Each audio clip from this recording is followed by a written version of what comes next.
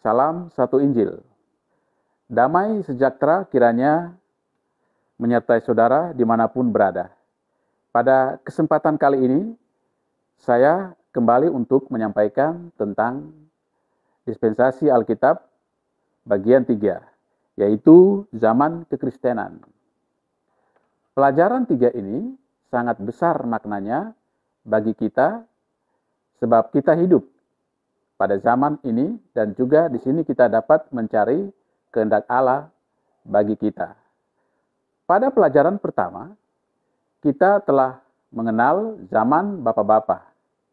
Dan kita tahu zaman itu mulai dari Adam dan berakhir dengan tibanya bangsa Israel di Gunung Sinai. Zaman Bapa-Bapa berlangsung kurang lebih 2.500 tahun. Dan tercatat dalam Alkitab dari Kejadian 1 ayat 1 sampai Keluaran pasal 19 ayat 1. Pada pelajaran 2, kita mempelajari zaman Musa dan mengetahui bahwa zaman Musa dimulai dengan diberikannya hukum di Gunung Sinai dan berlangsung sampai kepada kematian Kristus di kayu salib. Zaman ini mencakup dalam kurung waktu 1.500 tahun.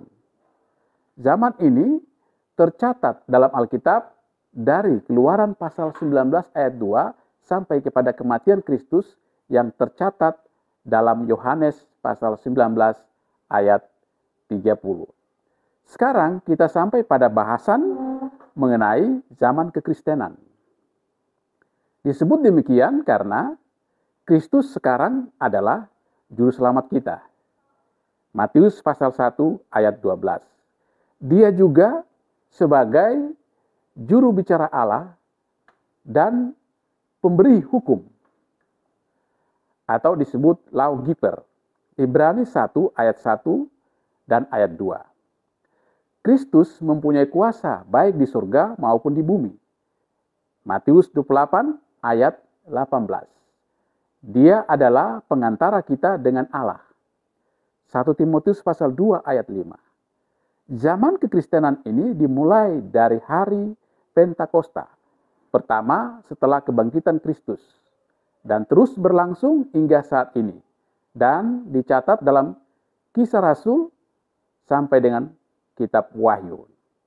Dengan demikian, zaman kekristenan itu telah berlangsung selama 2.000 tahun. Perjanjian baru ditulis oleh 8 penulis, yaitu Matius, Markus, Lukas, Yohanes, Paulus, Petrus, Yakobus, dan terakhir Yehuda. Mereka menulis sesuai dengan yang diberikan oleh Roh Kudus. Kisah Rasul pasal 2 ayat 4. Atau mereka dipimpin oleh Roh Kudus. Yesus menjanjikan Roh Kudus kepada para rasul untuk memimpin mereka ke dalam segala kebenaran. Yohanes 16 ayat 13. Rasul-rasul berkata-kata, bukan tentang apa yang diajarkan oleh Roh Kudus. Dalam 1 Korintus pasal 2 ayat 12 dan 13. Injil yang mereka beritakan bukan berasal dari manusia, tapi wahyu Yesus Kristus. Galatia 1 ayat 12. Apa yang mereka tulis adalah perintah Tuhan. 1 Korintus 14 ayat 37. Roh menyatakan dengan tegas dalam 1 Timotius 4 ayat 1. Kita tidak boleh menambah atau mengurangi perkataan dalam kitab nubuat ini. Wahyu 22 ayat 18 dan 19. Roh berkata-kata. Ia menggunakan firman untuk menyampaikan pesannya. Roh berkata melalui rasul-rasul bahwa apabila kita menerima dan mengikuti perjanjian baru yang mereka tuliskan, maka kita mengikuti pesan Roh Kudus untuk kita saat ini. Kami mengajarkan agar firman Allah itu dibagi dengan benar. 2 Timotius 2 ayat 15. apa yang kita lakukan untuk menjadi orang Kristen dan bagaimana hidup sebagai seorang Kristen haruslah sesuai dengan ajaran Alkitab. Juga harus dibuktikan oleh Alkitab. Untuk membuktikan semua ini, kita harus belajar firman Allah. Perintah dalam 2 Timotius pasal 2 ayat 15 agar kita membagi firman kebenaran itu dengan benar. Menyatakan adanya cara yang salah dalam membagi firman itu, Petrus dalam menyinggung tulisan-tulisan Paulus mengatakan, maka orang-orang yang tiada berpelajaran dan tidak tetap itu memutarbalikan sama seperti kitab-kitab yang lain itu, sehingga mendatangkan kebinasaan atas dirinya sendiri. 2 Petrus pasal 3 ayat 16, memutarbalikan ayat-ayat firman Allah adalah menyalahgunakan firman itu atau mengajarkan firman itu secara palsu. Jika kita memutarbalikan serta menyalahgunakan firman itu, hal ini akan mengakibatkan kebinasaan bagi diri kita sendiri. Bukan saja kita yang akan binasa, tetapi juga orang-orang yang mengikuti ajaran palsu itu. Kami sangat menekankan akan pentingnya membagi firman Allah itu dengan benar. Salah satu langkah terpenting dalam membagi firman itu dengan benar adalah dengan melihat perbedaan antara perjanjian lama dengan perjanjian baru. Perjanjian lama mencakup zaman bapa-bapa dan zaman Musa, tapi kita tidak hidup di bawah hukum ini lagi. Perjanjian lama adalah hukum Allah bagi manusia yang hidup sebelum kematian Kristus. Perjanjian lama tidak menunjukkan kepada kita bagaimana supaya kita selamat sekarang ini. Kita hidup di zaman kekristenan dan harus belajar dari perjanjian baru bagaimana caranya untuk menjadi orang Kristen. Juga bagaimana cara berbakti serta melayani Tuhan saat ini. Kita harus belajar perjanjian baru untuk mengetahui apa yang Allah kehendaki agar kita selamat. Allah memerintahkan orang-orang Israel untuk memelihara 3 hari raya tahunan. Hari raya roti tidak beragi, pesta panen, dan pesta pengumpulan hasil pada penghujung tahun. Keluaran 23 ayat 14-17. Kita dapat saja memelihara hari raya tersebut, tetapi kita tidak akan diperkenan oleh Allah. Hari raya tersebut diharuskan untuk orang Yahudi, tetapi bukan untuk kita. Kita harus datang kepada perjanjian baru untuk mengetahui kehendak Allah bagi kita, supaya kita selamat. Kita mempercayai semua kitab dalam Alkitab, dan kita harus mengajarkan seluruh Alkitab. Tetapi supaya firman itu dibagi dengan benar, kita harus membedakan hal-hal dalam perjanjian lama dan perjanjian baru. Perjanjian lama adalah untuk mereka yang hidup pada masa hukum tersebut masih berlaku. Dan perjanjian baru merupakan hukum Allah untuk kita saat ini. Kita mempelajari dan mengajarkan perjanjian lama untuk mengetahui tentang penciptaan, janji Allah akan kedatangan Kristus, dan nubuat-nubuat tentang kerajaan Yesus Kristus. Kita mengetahui banyak sekali pelajaran-pelajaran yang berharga pada perjanjian lama, sebab perjanjian lama telah ditulis untuk pelajaran bagi kita dalam Roma pasal 15 ayat 4. Tetapi kita harus datang kepada perjanjian baru untuk mengetahui bagaimana cara untuk menjadi orang Kristen dan hidup sebagai orang Kristen.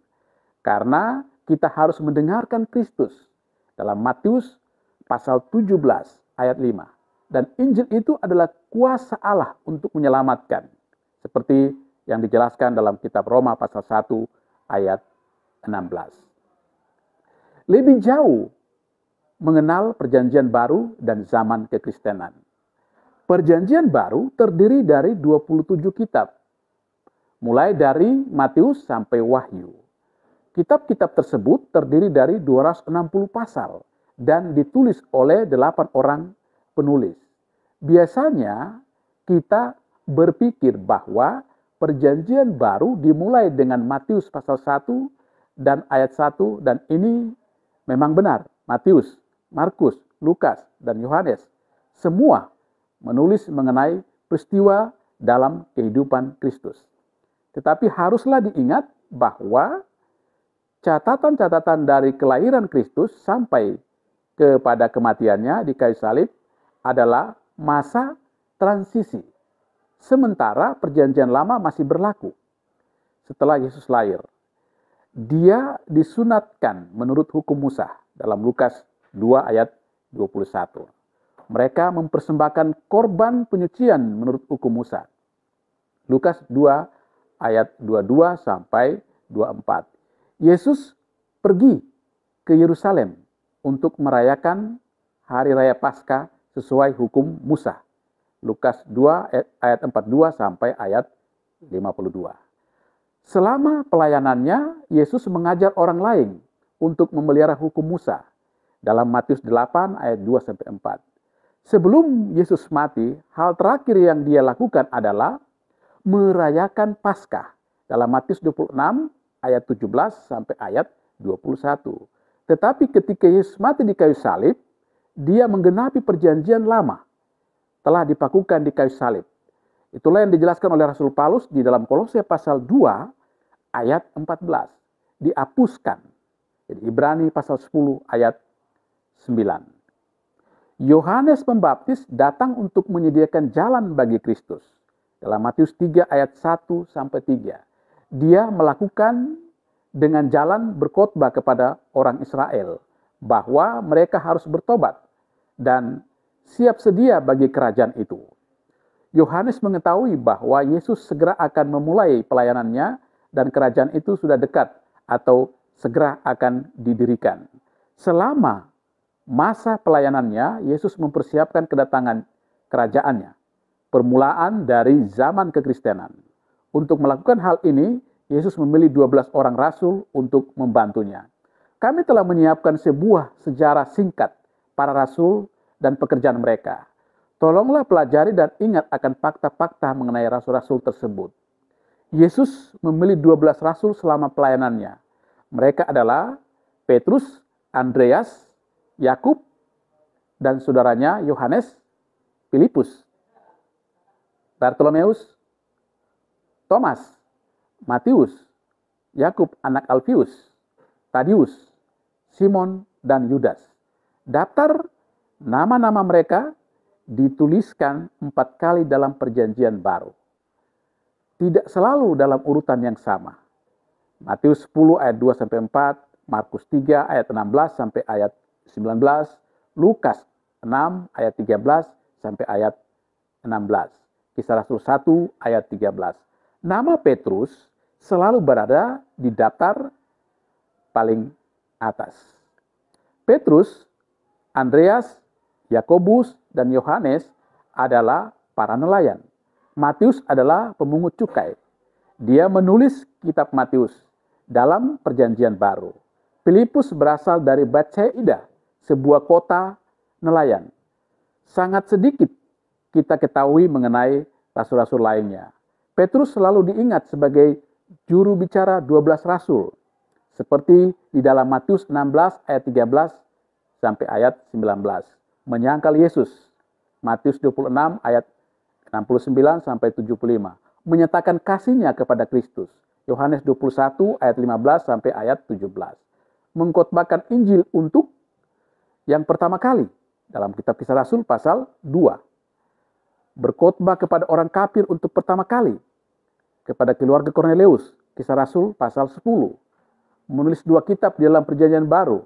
Andreas membawa Petrus kepada Kristus dalam Yohanes 1 ayat 40 sampai 42. Yohanes adalah rasul yang mendapat kepercayaan dari Yesus untuk memperhatikan ibunya. Yohanes 19 ayat 26 dan 27. Dia menulis 5 kitab dalam perjanjian baru. Yakub adalah yang pertama mati syahid dalam Kisah Rasul 12 ayat 1 dan 2. Thomas ragu-ragu akan kebangkitan Yesus, tetapi cepat sekali percaya tatkala melihat bekas paku pada tangan Yesus. Yohanes 20 ayat 24 sampai 29. Yudas jatuh karena mengkhianati Yesus dengan 30 keping perak dalam Matius pasal 26 ayat 14 dan ayat 15. Dan kemudian bunuh diri.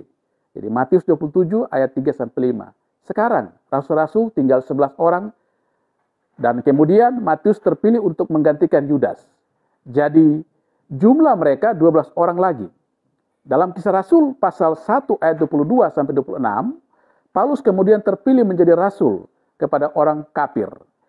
Kisah Rasul pasal 22 ayat 21, 26 ayat 6 sampai 18. Dia menulis 14 kitab dalam Perjanjian Baru. Kalau termasuk dengan kitab Ibrani. Yesus memulai pelayanannya pada usia 30 tahun, segera setelah dia dibaptiskan oleh Yohanes. Dalam Matius pasal 3 ayat 13 sampai 17. Yesus menjelajahi tanah Palestina, berkhotbah dan mengadakan tanda-tanda ajaib untuk membuktikan bahwa dialah Mesias yang dijanjikan itu. Berita itu adalah bahwa sudah hampir waktunya bagi kerajaan itu akan didirikan untuk orang Israel di Palestina. Maka Yesus mengirimkan ke-12 rasul itu untuk memberitakan berita yang sama. Kerajaan itu sudah dekat. Matius 10 ayat 5 sampai 7. Mereka hanya pergi kepada domba-domba yang sesat, seisi rumah Israel, dan tidak boleh pergi kepada orang kafir atau orang Samaria. Dalam Matius pasal 10 ayat 5 sampai ayat 6. Kemudian Yesus memilih 70 orang lagi untuk pergi memberitakan berita yang sama. Kerajaan surga sudah dekat. Lukas 10 ayat 1 sampai 9. Ingat, ekspresi sudah dekat itu berarti sesuatu yang sudah hampir. Segera akan terjadi atau segera akan tampak. Kita harus ingat dan mengerti ekspresi ini untuk pelajaran kita yang akan datang. Sementara kabar baik mengenai kedatangan kerajaan tersebut di seluruh negeri, Yesus bertumbuh dan diperkenankan oleh Allah dan manusia. Bagaimanapun juga orang Farisi dan Saduki segera menentang Yesus sebab ajaran-ajarannya menyalahkan tradisi-tradisi mereka. Hingga mereka mengendaki agar Pilatus menghukum Yesus dengan jalan disalibkan. Mereka mengira bahwa dengan menyalibkan Kristus akan menghentikan pemberitaan Yesus dari hal kerajaan rohani dan mengakhiri pengaruh Yesus.